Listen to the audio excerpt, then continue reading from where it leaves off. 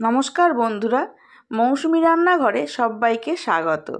আজকে আমার রেসিপি আপনার আমার সবার পছন্দের মিষ্টি পান্তুয়া। কয়েকটা টিপস ফলো করলে বাড়িতেই বানিয়ে নিতে পারবেন আপনার পছন্দের মিষ্টিটা কেটে দেখাচ্ছি। দেখুন কতটা নরম আর রসালো হয়েছে। রেসিপিটি ভালো লাগলে চ্যানেলটি সাবস্ক্রাইব করার অনুরোধ রইল। পাশে থাকা বেল আইকনটি প্রেস করে অল সিলেক্ট করে দেবেন, কারণ আমি চ্যানেলে যখনই নতুন কোনো রেসিপি দেব আপনার কাছে নোটিফিকেশান সবার আগে পৌঁছে যাবে। ফেসবুক থেকে দেখলে পেজটি ফলো করে একটি লাইক করে দেবেন এবং ভিডিওটি বন্ধুদের সাথে শেয়ার করে নেবেন, যাতে আমি অনেক মানুষের কাছে পৌঁছে যেতে পারি। তাহলে বন্ধুরা, কীভাবে বানাবেন আপনার পছন্দের মিষ্টি দেখে নেওয়া যাক আজকের ভিডিওতে। মিষ্টির জন্য ছানা বানাতে হবে। এখানে আমি 1 কিলো দুধ গরম হওয়ার জন্য বসিয়ে দিয়েছিলাম। দুধটা ভালোভাবে ফুটে গেছে। এবার দিয়ে দিচ্ছি এর মধ্যে ছানা কাটার জল। আমি বাড়িতে মাঝে মধ্যেই ছানা তৈরি করে থাকি, তো সেই জলটা রেখে দিয়েই আমি ছানা তৈরি করি। আপনাদের বাড়িতে যদি এরকম ছানা কাটার জল না থাকে তাহলে লেবুর রস বা ভিনিগার দিয়ে ছানা কাটতে পারেন। তবে ছানা কাটার জলটা আমি পুরোটা একেবারে দিইনি, একটু একটু করে দিচ্ছি আর হালকা হাতে নাড়াচাড়া করছি। তাহলে কিন্তু ছানার চাপটা খুব ভালোভাবে হবে, ছানাটা ছড়িয়ে যাবে না। ছানাটা দুধ থেকে আলাদা হওয়ার পর এক জায়গায় জমাট বেঁধে যাবে। দেখুন ছানা আর জল সম্পূর্ণভাবে আলাদা হয়ে গেছে। জলটা একদম সবুজ হয়ে গেছে আর ছানাটা এক জায়গায় দলা পাকিয়ে গেছে। এই অবস্থায় 10 মিনিট রেখে দেব। তারপর ছানাটা জল থেকে ছেঁকে নেব। প্রায় 10 মিনিট পর ফিরে এসেছি। একটা বড় বাটির ওপরে সুতির সাদা কাপড় দিচ্ছি, তার ওপর ছানাটা ঢেলে নেব। ছানাটা ঢেলে নেওয়ার পর কাপড়টার চারদিক ধরে যতটা সম্ভব জল চেপে ফেলে দিয়ে তারপর ভারী কিছু জিনিস ছানাটার ওপর চাপিয়ে ছানাটা জাঁকে বসাতে হবে, যাতে জলটা সম্পূর্ণভাবে ছানা থেকে বেরিয়ে যায়। জল ঝরিয়ে নেওয়ার পর কাপড়টা এভাবে পাক দিয়ে যাতে ছানাটা বেরিয়ে না যায় চাপ পেয়ে, সেই মতন করে এই কাপড়টার ওপরে দিয়ে দেব একটা চাকি। আমি এখানে পাথরের চাকি বসিয়েছি, যেটার ওজন কিন্তু অনেকটাই ছিল। তার উপরে দিয়ে দিলাম নোড়া, তাহলে ছানা থেকে সম্পূর্ণ জলটা বেরিয়ে যাবে।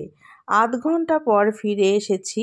দেখুন ছানার থেকে কিন্তু পুরো জলটাই বেরিয়ে গেছে। ছানাটা একদম শুকনো হয়ে গেছে। এইবার এই 1 কেজি দুধে যে পরিমাণ ছানা হয়েছে সেই ছানাটাকে আমি 3টে ভাগ করে নিলাম।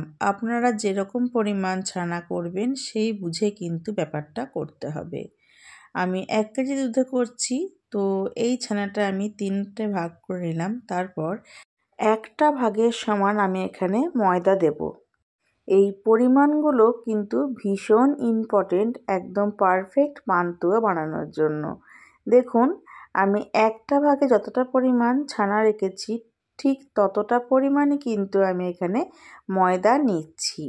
আপনারা যতটা পরিমাণ ছানার মিষ্টি বানান না কেন এইরকম 3টে ভাগ করে নিয়ে 1টা ভাগের সমান ময়দা দেবেন, তাহলে দেখবেন কোনো রকম অসুবিধা হচ্ছে না। দিয়ে দিলাম 2 টেবিল স্পুন চিনি। এইবার সব কিছু খুব ভালোভাবে মিশিয়ে নেব। সব কিছু ভালোভাবে মিশিয়ে নেওয়ার পর এই মিশ্রণটাকে প্রায় 20 মিনিট ধরে আমি খুব ভালোভাবে ম্যাশ করব, যাতে ছানা একটুও দলা বেঁধে না থাকে। সব কিছু ভালোভাবে মিশিয়ে নিয়েছি আর এটা দেখে বুঝতেই পারছেন বেশ টাইট হয়েছে। এত টাইট থাকলে কিন্তু মিষ্টি খুব শক্ত হবে, তাই একটু একটু করে জল দিয়ে এই ছানার ডোটা খুব ভালোভাবে তৈরি করব।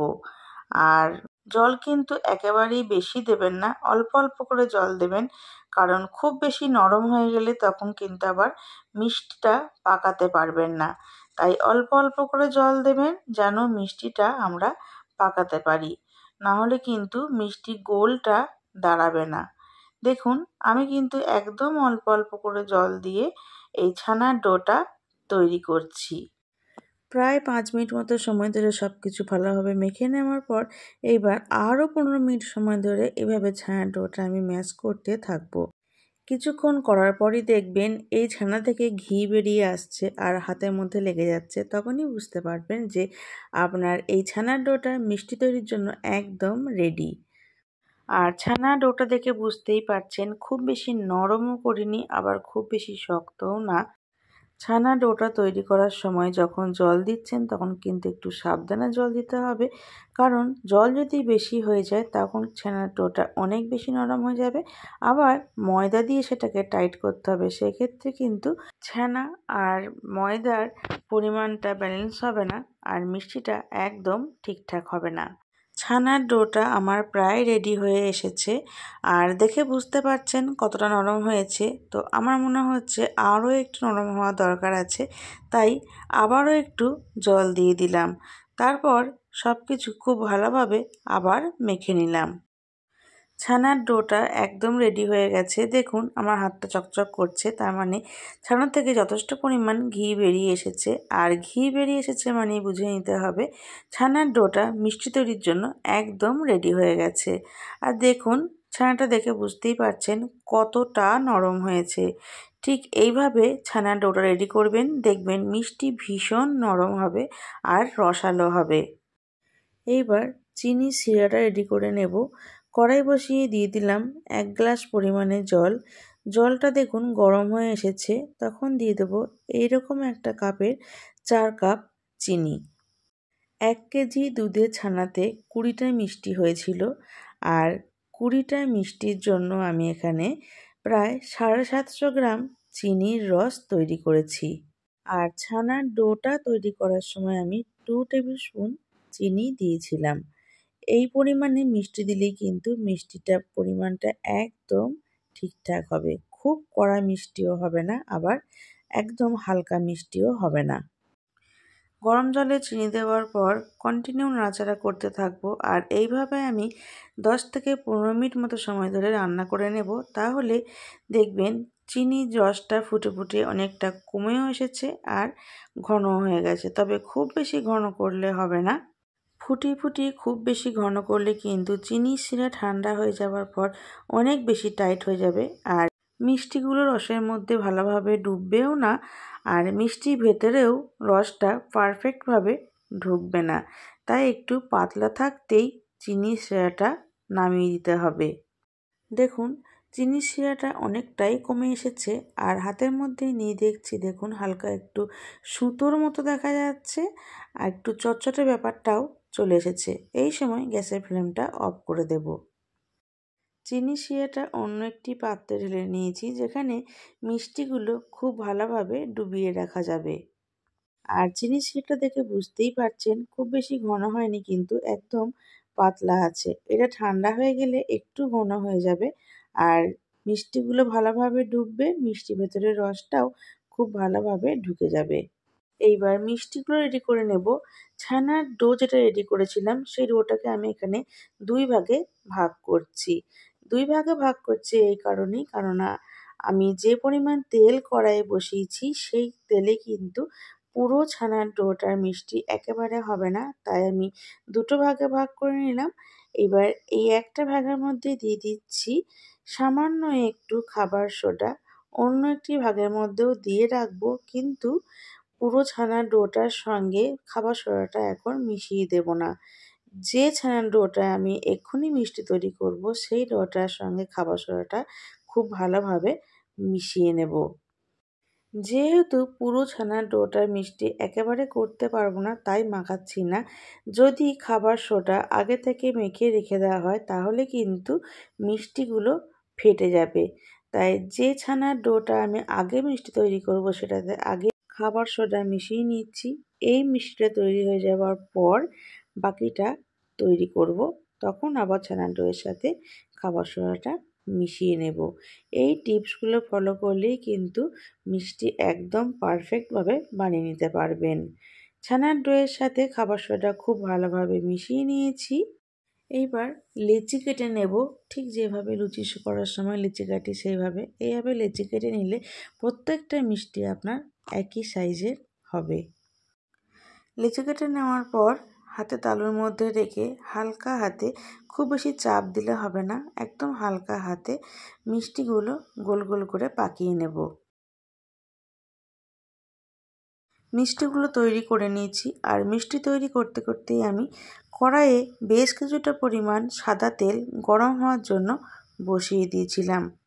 তেল খুব ভালোভাবে গরম হয়ে গেছে। এইবার গ্যাসের ফ্লেমটা অফ করে দেবো। গ্যাসের ফ্লেম অফ করে দিয়ে তেলটা ঠান্ডা হতে দেব। তেলটা কিন্তু বেশ ভালোই ঠান্ডা হতে হবে। এই যে দেখুন, আমি হাত দিয়ে দেখছি, আমার হাতের মধ্যে কিন্তু একটু তাত লাগছে। এইরকম অবস্থায় মিষ্টিগুলো তেলের মধ্যে দিয়ে দেবো। এখনও কিন্তু আমি গ্যাসের ফ্লেমটা অন করিনি। সমস্ত মিষ্টি দিয়ে দেওয়ার পর গ্যাসটা অন করব, তবে একদম লো ফ্লেমে থাকবে। তেল খুব বেশি গরম থাকা অবস্থায় যদি মিষ্টিগুলো দেওয়া হয়, তাহলে কিন্তু মিষ্টির ওপরে কালারটা খুব তাড়াতাড়ি চলে আসবে আর ভেতর থেকে মিষ্টিটা সেদ্ধ হবে না। সমস্ত মিষ্টি দেওয়ার পর গ্যাসটা অন করে দিয়েছি। দেখুন, এতক্ষণে কিন্তু রিফ্লেকশন শুরু হয়ে গেছে, একটু একটু করে বাবলসগুলো উঠছে। এই অবস্থায় গ্যাসের ফ্লেমটা কিন্তু একদম বাড়ালে হবে না, লো ফ্লেমেই রাখতে হবে। যখন দেখবেন মিষ্টিগুলো একদম ভেসে উঠেছে, তার মানে মিষ্টি সমস্ত সেদ্ধ হয়ে গেছে, তখন গ্যাসের ফ্লেমটা একটু বাড়িয়ে দিয়ে মিষ্টিগুলো ভাজতে হবে। দেখুন, গ্যাসের ফ্লেমটা আমি দেখিয়ে দিচ্ছি, একদম কিন্তু লোতে করা আছে। লো ফ্লেমে 5-7 মিনিট থাকার পর দেখুন মিষ্টিগুলো কিন্তু আস্তে আস্তে ভাজতে শুরু করেছে, তার মানে মিষ্টিগুলো ভেতর থেকে একদম সেদ্ধ হয়ে গেছে। আর একটা মজার ব্যাপার দেখুন, আমি কিন্তু মিষ্টিগুলো উল্টাচ্ছি না। এই মিষ্টিগুলো সেদ্ধ হয়ে ওপরে ভেসে উঠেছে আর হালকা হয়ে গেছে, তাই নিজে থেকেই মিষ্টিগুলো উল্টে যাচ্ছে। যেরকম সাইজে মিষ্টিগুলো আমি তেলের ওপর দিয়েছিলাম, দেখুন এখন কিন্তু মিষ্টিগুলো বেশ অনেকটাই ফুলে উঠেছে। এই সময় গ্যাসের ফ্লেমটা মিডিয়াম টু হাইতে রেখে ছানটা দিয়ে অনবরত নাড়াচাড়া করতে থাকবো, তাহলে মিষ্টির সব দিকটাই খুব ভালোভাবে ভাজা হয়ে যাবে। আর মিষ্টিগুলো যেহেতু খুব ভালোভাবে সেদ্ধ হয়ে গেছে, তাই ছানটা দিয়ে নাড়াচাড়া করলে মিষ্টিগুলো এই সময় ভেঙেও যাবে না, আবার ছানটার দাগও হয়ে যাবে না।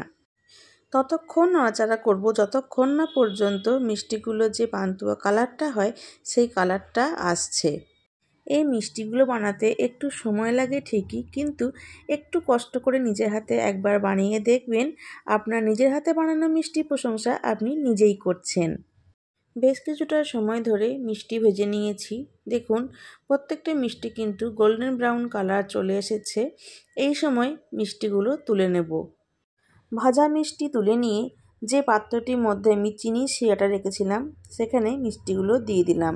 এতক্ষণে মিষ্টি ভাজতে ভাজতে চিনির শিরাটা অনেকটাই ঠান্ডা হয়ে এসেছে, তবে একদম ঠান্ডা হলে হবে না, উষ্ণ গরম থাকতে হবে। চিনির শিরার মধ্যে মিষ্টি দিয়ে আবারও কিছুক্ষণ নাড়াচাড়া করে দিলাম, তাহলে মিষ্টিটা খুব ভালোভাবে রসের মধ্যে ডুবে গেল।